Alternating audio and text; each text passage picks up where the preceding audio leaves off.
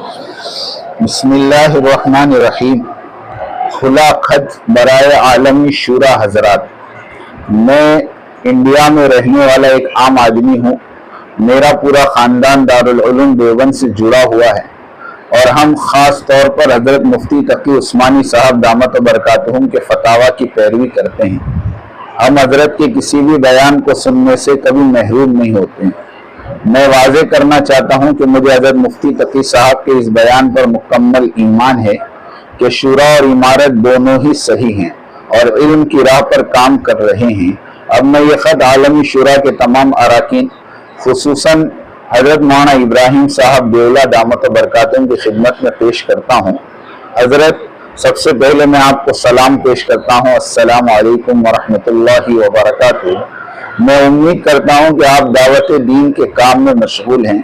2015 سے میں آپ سے ملاقات کرنے اور گھنٹوں بیٹھ کر بات چیت کرنے کی خواہش رکھتا ہوں، لیکن کسی نہ کسی وجہ سے وہ ملاقات نہیں ہو پائی۔ اب میں آپ سے کچھ سوالات پوچھنا اور کچھ گزارشات پیش کرنا چاہتا ہوں۔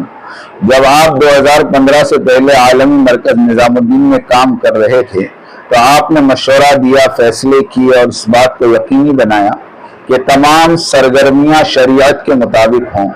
جب آپ کو محسوس ہوا کہ معاملات صحیح سمت میں نہیں جا رہے اور آپ کے مشورے کو اہمیت نہیں دی جا رہی تو آپ نے مرکز چھوڑ دیا اور لکھا کہ اگر کچھ معاملات قبول کر لیے جائیں تو آپ بنا تاخیر نظام الدین واپس آ جائیں گے۔ اب میرے چند سوالات ہیں۔ پہلا سوال، مرکز چھوڑنے سے آپ نے جو حاصل کرنا چاہا تھا کیا وہ حاصل ہو گیا؟ جواب، نہیں۔ دوسرا سوال، کیا آپ کو نہیں لگتا کہ مرکز میں رہتے ہوئے آپ نظام الدین کی شورا کو بہتر طور پر سمجھا سکتے تھے؟ مرکز چھوڑنے سے کیا آپ نے مرکز کے اراکین کو زیادہ آزادی نہیں دے دی؟ نمبر 3، الگ جماعت بنا کر آپ نے کیا فائدہ حاصل کیا؟ کیا عالمی مرکز نظام الدین نے آپ کے خیالات کو قبول کیا؟ کیا آپ کو نہیں لگتا کہ اگر آپ رہتے تو آپ اپنا موقف زیادہ مضبوطی سے پیش کر سکتے تھے؟ سوال نمبر 4، اللہ تعالیٰ آپ کو صحت و سلامتی عطا فرمائے۔ ہم سب کو ایک دن اس دنیا سے رخصت ہونا ہے۔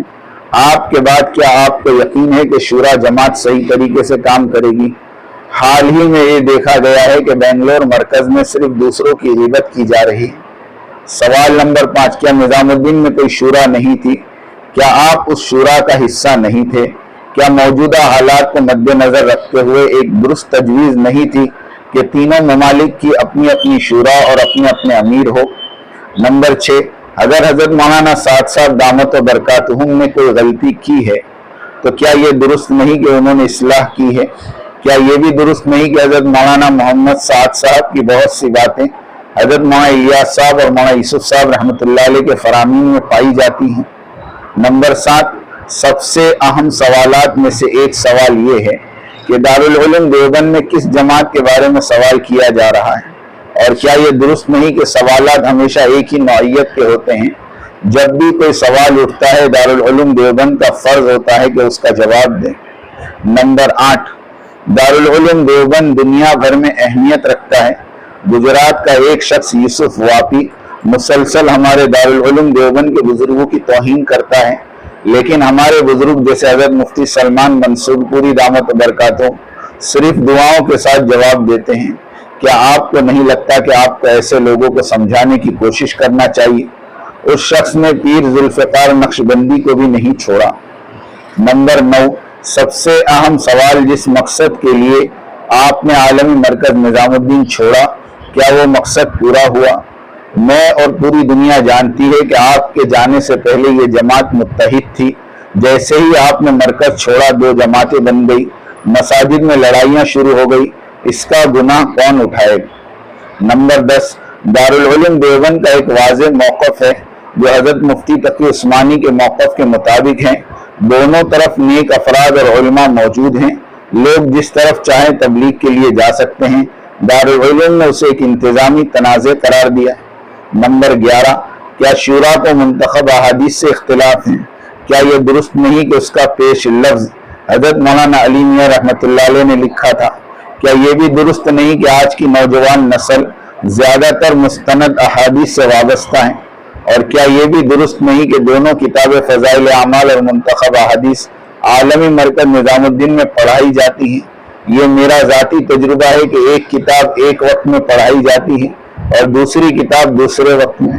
نمبر 12، اگر حضرت مولانا سعد صاحب دامت برکاتہم غلط ہیں تو آپ کی ذمہ داری کیا ہے؟ کیا نئی جماعت بنانا اور باہر سے مشورہ دینا آپ کی ذمہ داری ہے، یا مولانا سعد صاحب کے ساتھ رہنا اور ان کے ساتھ مل کر کام کرنا اور مشورہ دینا؟ نمبر 13، آپ کے بعد اگر عالمی مرکز نظام الدین میں غلطیاں ہوئی تو اس کا ذمہ دار کون ہوگا؟ آپ موجود رہتے تو شاید آپ کی موجودگی اور اتھارٹی ایسی غلطیوں کو روک سکتی تھی، آپ کی غیر موجودگی میں انہیں کیسے روکا جائے؟ نمبر 14، کیا یہ درست نہیں کہ 1995 سے حضرت مولانا سعد صاحب دامت برکاتہم نے بڑے بڑے فیصلوں میں اہم کردار ادا کیا اور آپ نے ان پر دستخط کیے؟